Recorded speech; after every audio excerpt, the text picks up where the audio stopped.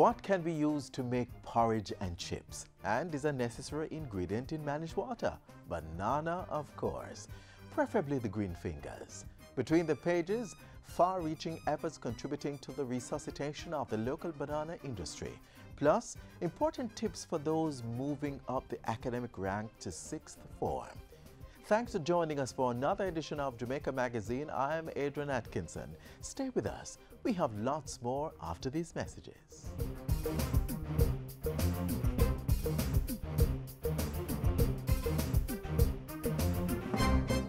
Life is all about making decisions, choosing from a number of options to do a particular thing, which may result in a specific outcome.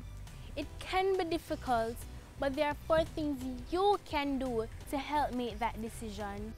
Stop. Check out what's happening and remind yourself to think before acting. Think. Make sure you're aware of the choices, all the advantages and disadvantages. Then think about the consequences. Act. Choose the best option and do something about it. Review. Finally, review what you have done and determine if it was good or bad. That way, you'll be in a better position to make the next decision, whether big or simple.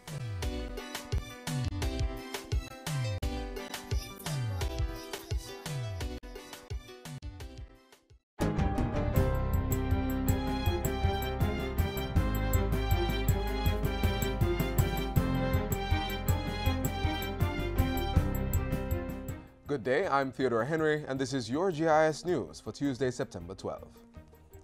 An 11-member delegation of the World Bank Group's Board of Executive Directors is scheduled to visit the island on September 14. During the 2-day visit, the delegation will discuss Jamaica's development priorities and emerging opportunities and challenges. Discussion will also surround the World Bank's support of the country's efforts to reduce poverty and enhance prosperity. The delegation is expected to meet with Prime Minister Andrew Holness, Finance Minister Audley Shaw, and other members of the Cabinet. World Bank Group board members will also meet with key representatives from the private sector, civil society, and women entrepreneurs. And they are also expected to meet with farmer groups and visit greenhouses to see the results accomplished under the Rural Economic Development Initiative READY project. The governments of Jamaica and the People's Republic of China have pledged to continue to build on the strategic partnership between both countries. The commitment was made on Monday during a 1-day official visit of State Councillor and Director of the Central Foreign Affairs Office in China, His Excellency Dr. Yang Jiechi. The visit marks the 45th anniversary of diplomatic relations between Jamaica and China. During a courtesy call, Prime Minister Holness called Jamaica's relationship with China an evolving one, with projects which will continue to develop both countries. Mr. Holness said Jamaica had benefited from infrastructural development, as well as investment in capacity building from the People's Republic of China.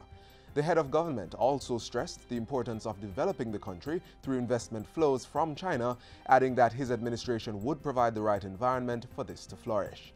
And during bilateral talks, the Prime Minister and the State Councillor reaffirmed their commitment to the Framework Cooperation Agreement for production capacity.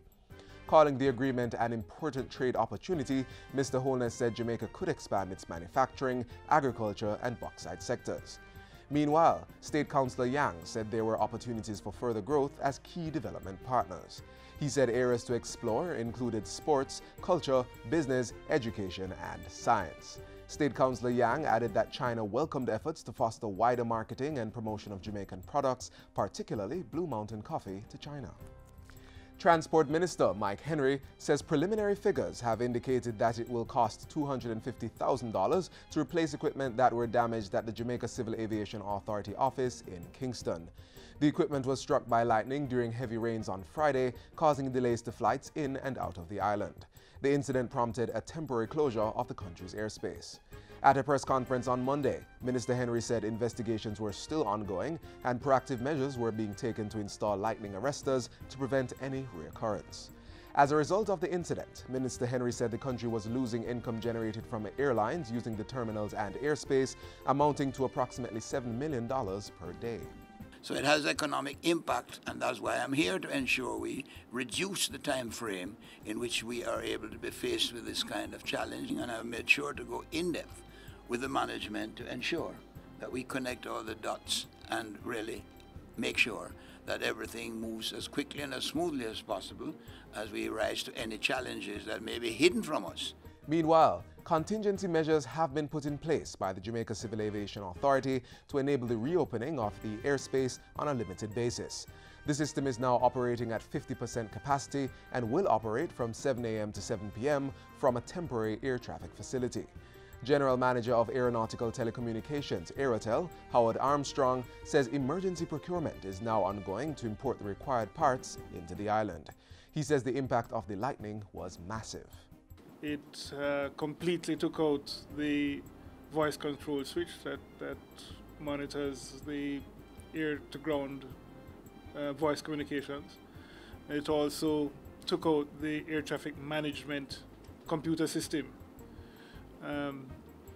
The strike was such that the printed circuit board cards inside these devices, inside these computers, are actually charred. So it's a catastrophic strike, and the damage is way beyond the quite reasonable spares holdings levels that we have in place, and so we have to be looking to import parts now on an emergency procurement basis. Aerotel is responsible for the operation and maintenance of the air traffic management system, as well as the communication and navigation system. The Jamaica Civil Aviation Authority Deputy Director General, Carl Gaynor, informs that at the point of the lightning strike, air traffic controllers were undergoing system training on the new facilities and equipment. He says those training sessions will continue to help in the full restoration of the authority's operations. So with that said, we have just met with the air traffic controller group, getting their cooperation and assistance to work with the management team. The Ministry of Foreign Affairs and Foreign Trade is asking persons to make contact with its office to provide information on Jamaican nationals in the region who are adversely affected by Hurricane Irma.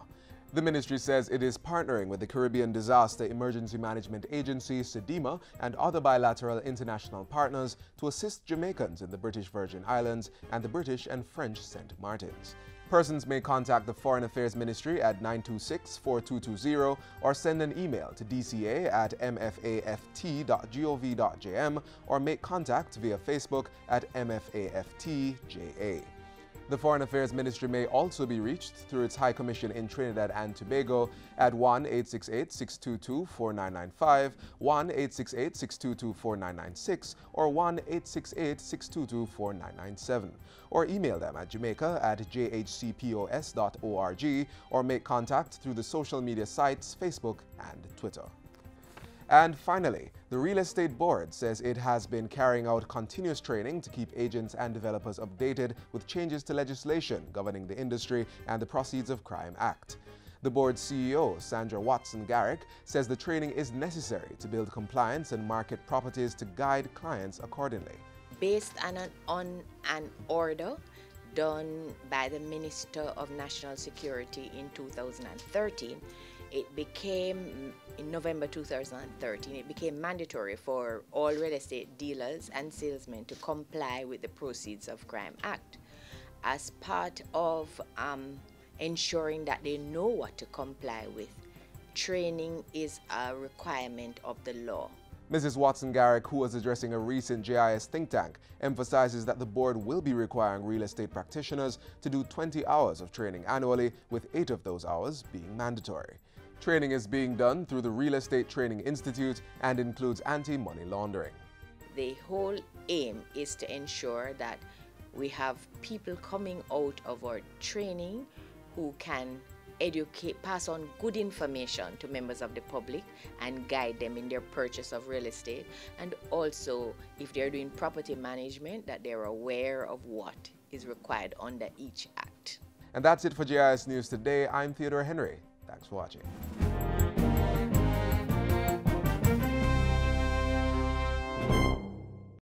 It's considered a superfruit, doesn't need washing before eating, and is filled with loads of nutrients. That's the banana. Several acreage of banana lands were destroyed in recent years by natural disasters. Coming up, measures to restore the banana industry.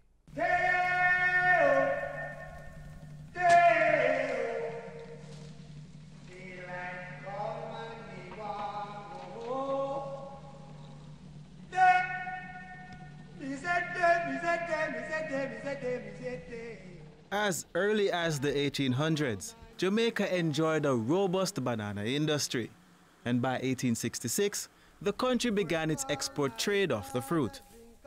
It was one of the top export produce and drivers of foreign exchange for the country.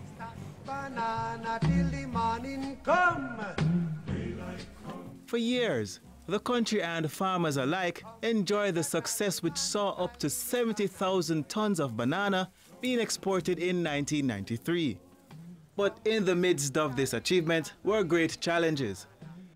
The sector grappled with varying diseases and frequent storms and hurricanes like Gilbert in 1988 and Charlie in 1951. The banana industry also had to face trade liberalization, falling prices, and low competitiveness. This triggered a gradual decrease in export. The final blow to the banana industry and to the livelihoods of many farmers was the passing of Hurricane Dean and Tropical Storm Gustav in 2007 and 2008. During this time, export fell to its lowest level. Some 800 jobs were lost, with the closure of an estate in St. Thomas by a major stakeholder. Eventually in 2008, the export of bananas stopped.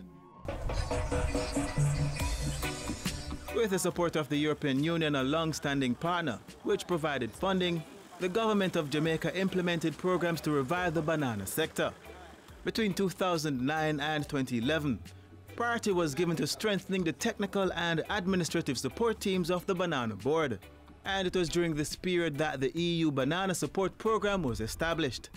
Funding to support the undertakings amounted to over 116 million Jamaican dollars by the government, as well as over 677,000 euros by the EU. This strategic approach to revitalize the banana industry would see production picking up and the resumption of export in 2011. The EU has been a great partner. In fact, it's our largest partner in the government and certainly in the agriculture sector in terms of grant resources.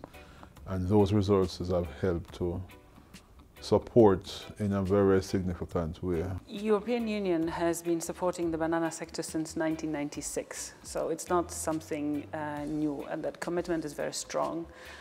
We recognize the importance of bananas to Jamaican people and Jamaican culture. Unfortunately, the blow to the exports in 2008 has been quite difficult to recover from. So today we are trying to support the Banana Board and the Growers Association and the small producers in order to improve their competitiveness, but also to assist them with technical expertise, to look at a variety of different types of bananas and plantains.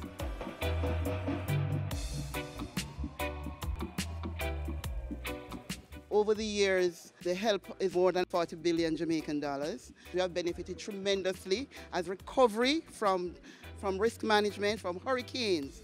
They provided tremendous help to recover each time when there's a disaster. The revitalization of the industry saw the implementation of the Jamaica Banana Accompanying Measures (JBAM) program in 2012. Approximately 1,400 farmers in banana-producing parishes of St. Catherine, St. Thomas, Portland, St. Mary and St. James are targeted under the program. They are introduced to new varieties of the crop, notably the Fia. This type gives 30 to 50% more yield and is good for cooking and producing chips. As the focal point with all Jamaica's international development partners, the PIOJ works with the Rural Agricultural Development Authority, RADA, to ensure that the funds provided by the EU support the country's long-term development goals. What that means is that RADA now provides that technical support.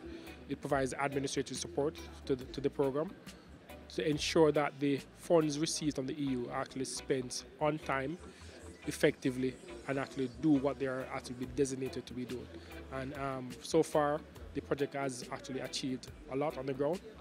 Among the outcomes of the Jamaica Banana Accompanying Measures program are improvements to the Banana Board's laboratories. The research and development labs were outfitted with the latest equipment to carry out testing on disease samples and develop pesticides. The Banana Board is now able to produce a variety of plantlets from their new tissue culture biofactory.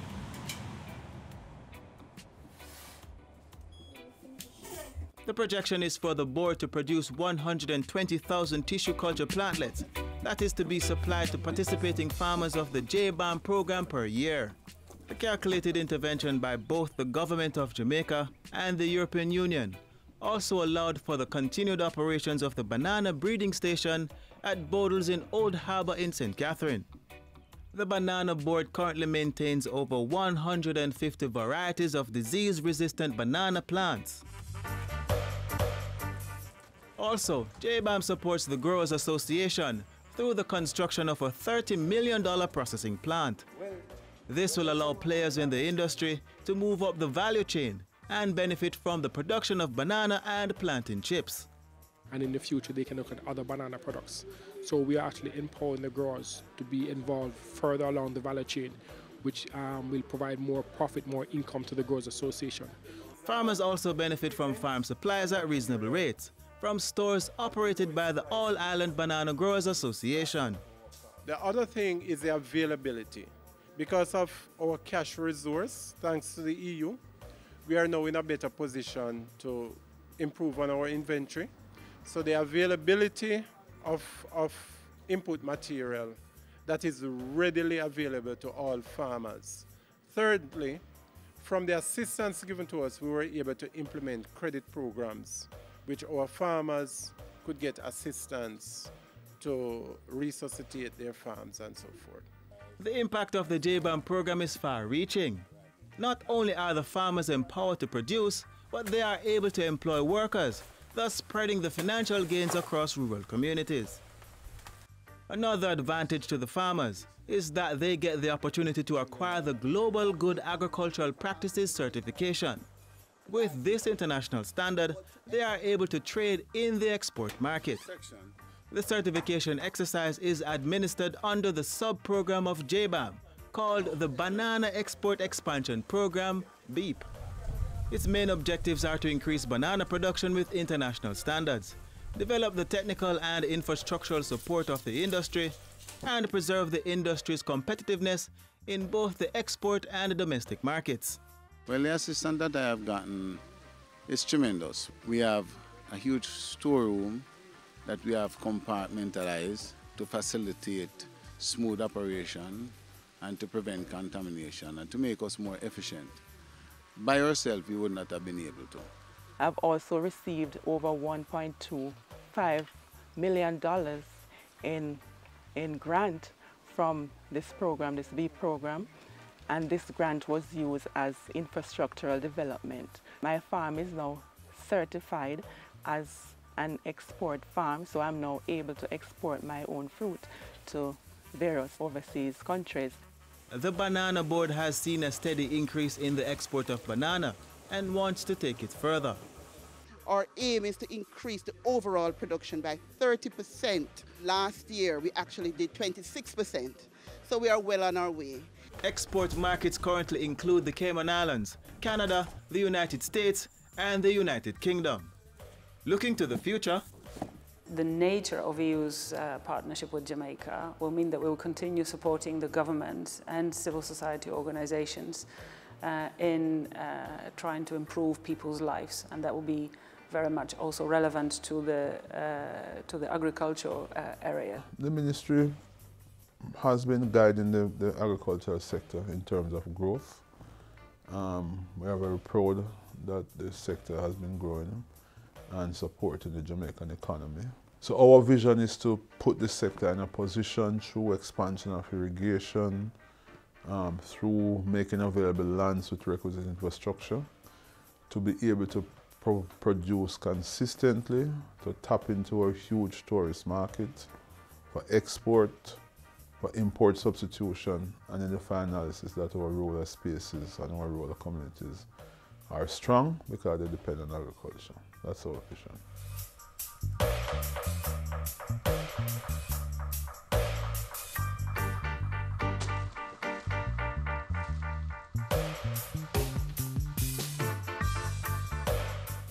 Some of those top persons in the recent CSEC exams are now enrolling in 6th form.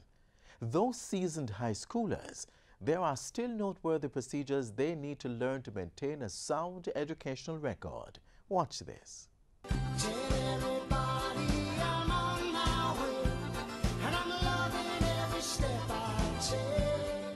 We've all been there. As our academic careers unfold, we have many transitions, from basic school, then to primary school, and then to high school. College is usually the next step, but wait, there's another shorter transition between those main high school years and the university campus. Sixth form is considered as that transition period. It is a period within which the students are moving from a kind of school feeding type of education to one where they now have to do more critical thinking, they have to do additional research, and they have to pretty much function at a different level as they prepare themselves for the next stage in their education.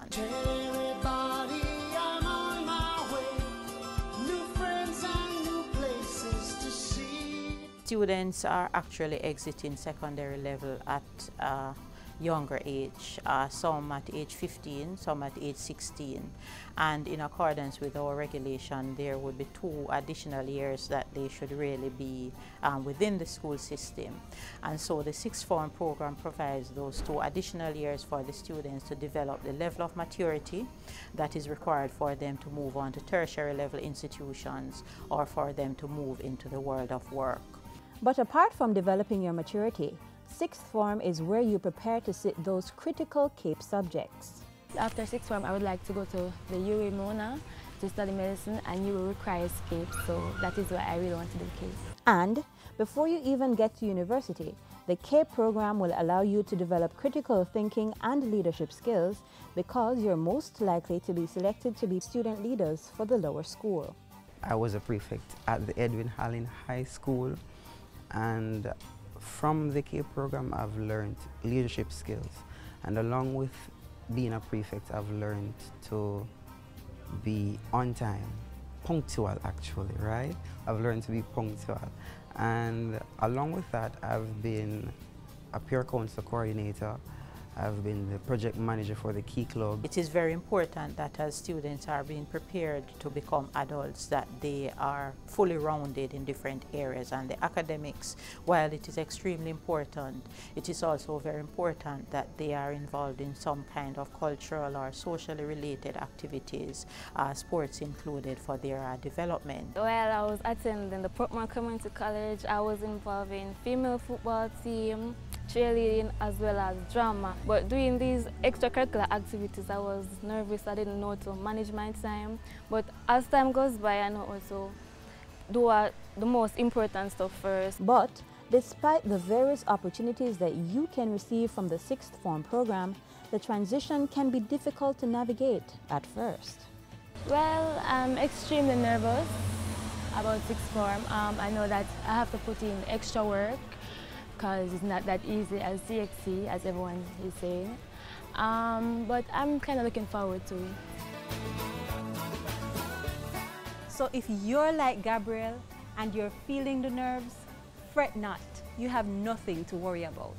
Now, sixth form is sometimes seen as a status symbol. So if you're in sixth form, it simply means that you would have done exceptionally well. So it is a time when our students should settle down, they should relax, and they should work as hard as they possibly can. For those who are nervous and don't know what to expect, overall I would say that CAPE is actually a very good program. It prepares you for university and it prepares you for life on a whole. After doing our six, I would say try it. It's very exciting, it's new.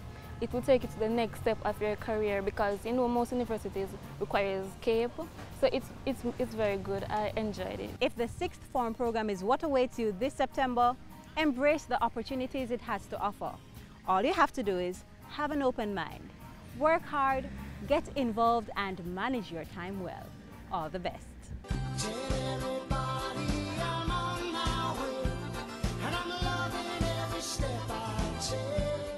Whatever your reason, the need is constant, and your contribution is important for a healthy and reliable blood supply. Plus, you'll feel good doing it. Take a look at this feature. I was first introduced to the idea of donating blood when I was attending Calabar High School. My key club had the idea of keeping a blood drive, but back then I was too young to donate. My mother is a nurse, so I have always known about the importance of donating blood, but I never donated until something tragic had happened and a co-worker was in need of blood. First time I gave blood was back in 2008 when my mom was diagnosed with cancer. She's the main reason why I took the first opportunity to give blood. Unfortunately, I stopped donating blood because my mom had passed. She succumbed to her cancer, and as a result, I didn't have any reason to donate blood. After that first time donating, I did not donate for several years. Not because I didn't think it was important, it was just not a priority. I didn't have any other family member who was ill at that time, or anybody being pregnant or expecting a child, so I didn't really have a reason to give a blood on someone's behalf. My dad called me one day and said that, Jay, you know, I'm going to the hospital and I'm going to do a little procedure. But I'm going to need you to donate some blood for me. At that time I didn't know what it was. It's afterwards when I found out that he also has a form of cancer. I was turning 30 a few years ago, and I didn't want to just have a regular birthday party.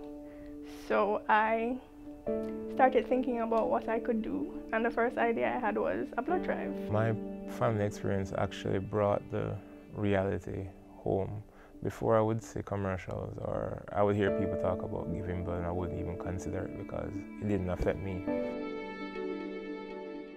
I donate because it's a simple act of kindness and it goes a far way in saving someone's life. Plus it's also a benefit to me health-wise. People should donate blood because really that's the only way that persons who need it can get it. Unfortunately, modern medicine and science hasn't found a way to make blood. It's a very good feeling because everybody grows up, you know, reading about superheroes, and so I get to be a superhero all the time. Knowing that my act actually goes towards saving someone's life is quite a humbling experience. I celebrate life by saving a life. You have a valid pint. What's your measure? Share a pint today. Share a pint today.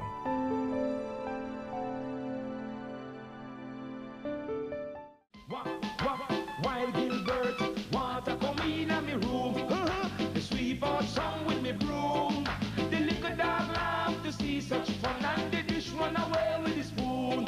Come now, who no see me dish, who no see me dish. Anybody who no see me satching like the dish, who no see me dish, who no see me dish. Anybody who no see me satching like this. Come, dish take off like flying saucer. The roof migrate without a visa.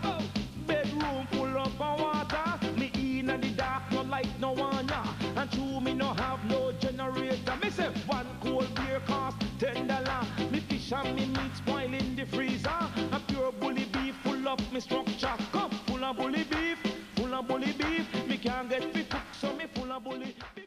This is where the magazine closes for today. If you need more information on how to donate blood or any other matter mentioned in today's program, click on our webpage, jis.gov.jm. There you may find more info on government programs and policies. For more television features, visit our YouTube channel. We're also on various social media sites. You may also download our app from the Google Play Store to stay informed while you're on the go. I'm Adrian Atkinson. Do have yourselves a wonderful evening.